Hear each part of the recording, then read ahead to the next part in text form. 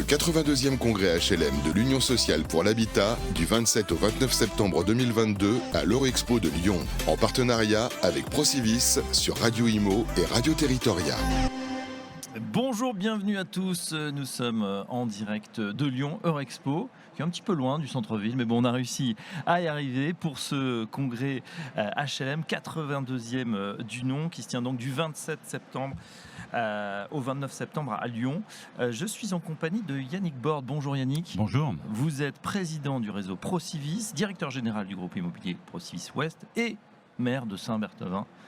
C'est en Mayenne. C'est bon, parfait. Groupe Procivis, réseau Procivis, expliquez-nous de nouveau parce que vous êtes un familier, un habitué des antennes de Radio Imo, pour ceux qui ne vous connaissent pas encore. Donc le réseau Procivis, c'est une des familles du monde HLM, donc nous sommes adhérents de l'USH. Donc en ma qualité de président du réseau, je suis aussi vice-président donc, de l'Union sociale pour l'habitat. C'est ce qui explique notre présence en nombre pendant ces 3 jours à Lyon à l'occasion du congrès.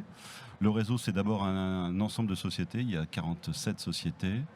On exerce des métiers d'accession sociale, de promotion immobilière en accession sociale et puis en accession concurrentielle. On a une activité de constructeur de maisons individuelles. On a un gros réseau d'agences immobilières. On a une branche logement social. Donc on est, nous, sur toute la chaîne du logement. Alors, c'est pas tout à fait vrai sur tous les territoires, mais globalement, c'est à peu près la marque de l'organisation du réseau. Avec, pour donner quelques chiffres, c'est 3500 collaborateurs, 1,6 milliard de chiffre d'affaires en 2021. Et une particularité aussi, les sociétés de tête du réseau sont des sociétés coopératives, donc des secteurs de l'économie sociale et solidaire, ce qui veut dire que la performance que nous avons dans notre activité, les résultats que nous dégageons sont soit réinvestis dans le développement, principalement réinvestis dans le développement de nos activités, mais également dans des actions sociales dans le domaine du logement. Puisque nous sommes en convention avec l'État, et si je donne le chiffre de 2021, par exemple, c'est 80 millions d'euros que nous avons mobilisés pour accompagner les familles modestes ou très modestes dans le cadre d'opérations de type travaux de précarité énergétique, sortie d'insalubrité, etc. Voilà. Donc un réseau sur toute la chaîne du logement avec ce côté atypique d'être un acteur de l'ESS. Yannick Borde, une question tout de suite d'actualité. On démarre ce salon qui va être placé, à n'en pas douter, sous le signe des préoccupations liées au coût de l'énergie. On le sait, ça pèse évidemment sur les charges de plus de 10 millions de locataires. On le rappelle, c'est le nombre de personnes qui sont en HLM. Évidemment, ce sont souvent les personnes déjà les plus fragiles économiquement, qui sont encore fragilisées. Qu'est-ce que vous pensez de cette situation ? Alors, effectivement, il y a 5,5 millions de logements sociaux, donc on va avoir une vraie vigilance par rapport à ça, puisque le bouclier tarifaire qui a été le soutien apporté par l'État, qui était essentiel et qui est crucial et qui est important, va se réduire progressivement, notamment au 1er janvier prochain.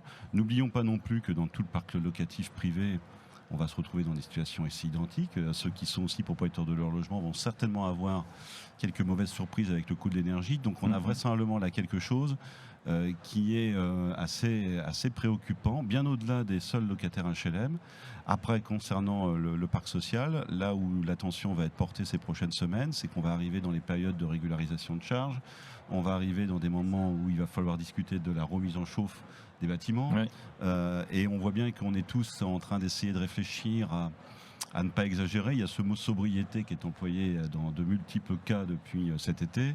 Donc il va falloir y arriver, mais il va falloir y arriver aussi avec beaucoup de pédagogie, beaucoup d'explications, puisque je pense que ça va être compliqué pour un certain nombre d'habitants d'accepter qu'on ne mette pas le chauffage à la date peut-être prévue initialement, la volonté de baisser un peu les températures. Comment est-ce qu'on arrive les uns et les autres dans notre quotidien à peut-être faire attention à la consommation énergétique. On peut s'interroger par exemple sur les parties communes, sur les endroits où il peut y avoir des éclairages extérieurs, des choses comme ça, pour essayer de limiter un peu la facture et la régularisation le moment venu. Oui, ça peut être un effort quand même assez important pour les locataires. Emmanuelle Costre disait, la présidente de l'USH, Union sociale pour l'habitat, disait que 35% étaient déjà sous le seuil de pauvreté.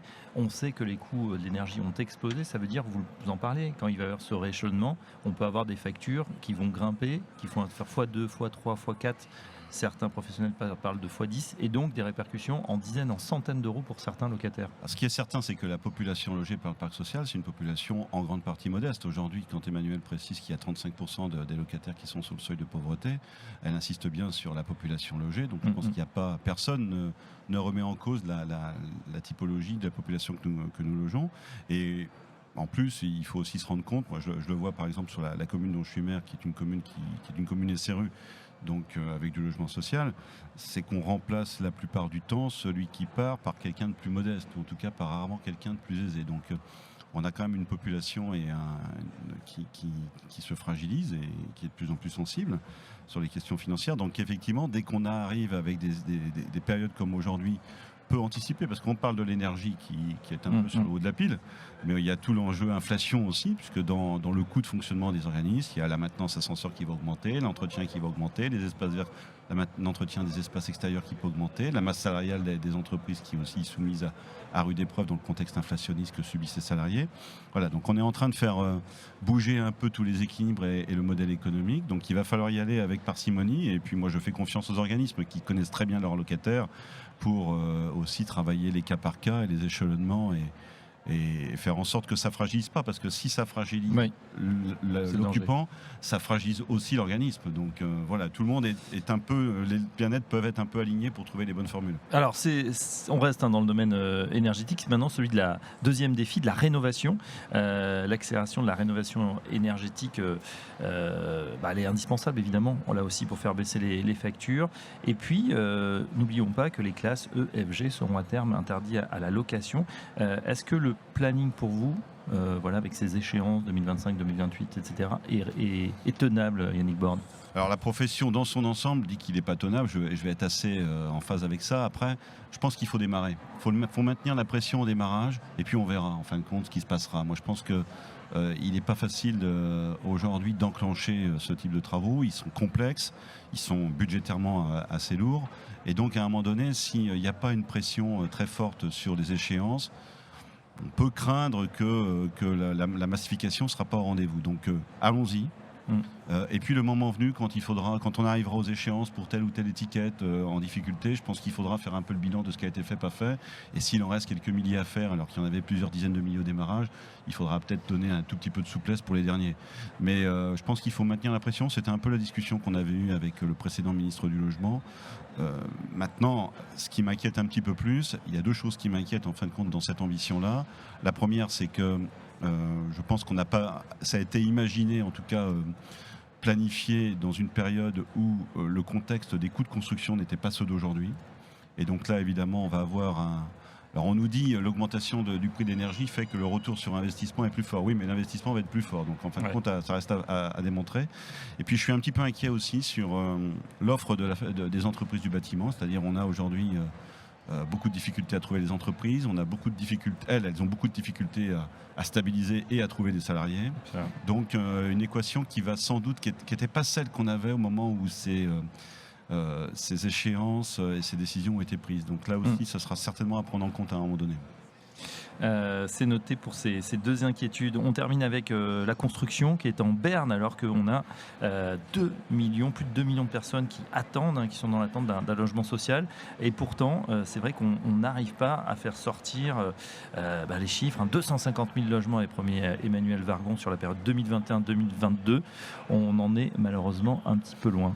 C'est le gros sujet à mon sens, puisque aujourd'hui la chaîne du logement, ce qu'il faut bien comprendre, c'est qu'elle fonctionne avec tous les acteurs et tous les secteurs. C'est-à-dire si vous ne construisez pas en accession sociale à la propriété, vous ne faites pas sortir des locataires du parc HLM ou du parc social. Si vous ne construisez pas du locatif, vous ne faites pas rentrer les jeunes ménages dans le logement, dans un logement autonome. Voilà. Donc on a toute une chaîne qui aujourd'hui est malade, est complètement rompue. Alors il y a plusieurs facteurs à ça. Il y a, je pense, une vraie difficulté de construire. Je lisais ce week-end une tribune d'un certain nombre de maires dans le journal du dimanche sur la problématique foncière et de faire jouer un rôle à l'État dans ce domaine-là. Pourquoi pas? C'est pas nécessairement la piste que moi je prendrais, mais en même temps, je pense qu'il faut que les élus poussent aussi la construction de logements. Il faut qu'ils aillent au maximum de ce que leur PLU le permettent. Il y a aussi quelques études très récentes qui sont des études assez nouvelles mais intéressantes où on fait remarquer qu'on ne construit que à 50-60% de ce que les PLU permettent de faire, les plans locaux d'urbanisme.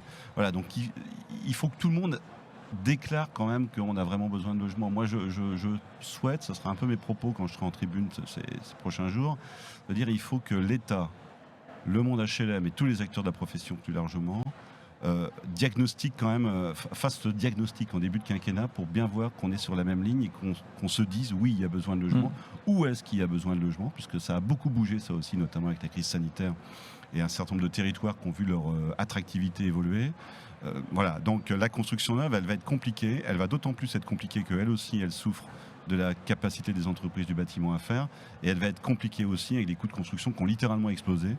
Pas toujours très compréhensible, mais qui va remettre en cause aujourd'hui les équilibres d'opération dans le parc social comme dans le parc privé, comme dans la promotion immobilière concurrentielle, où aujourd'hui beaucoup de programmes sont au minimum décalés et pour certains annulés.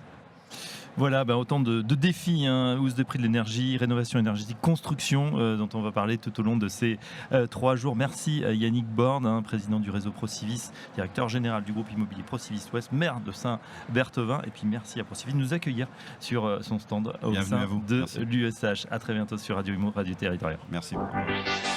Le 82e congrès HLM de l'Union sociale pour l'habitat du 27 au 29 septembre 2022 à l'Eurexpo de Lyon, en partenariat avec Procivis sur Radio Imo et Radio Territoriale.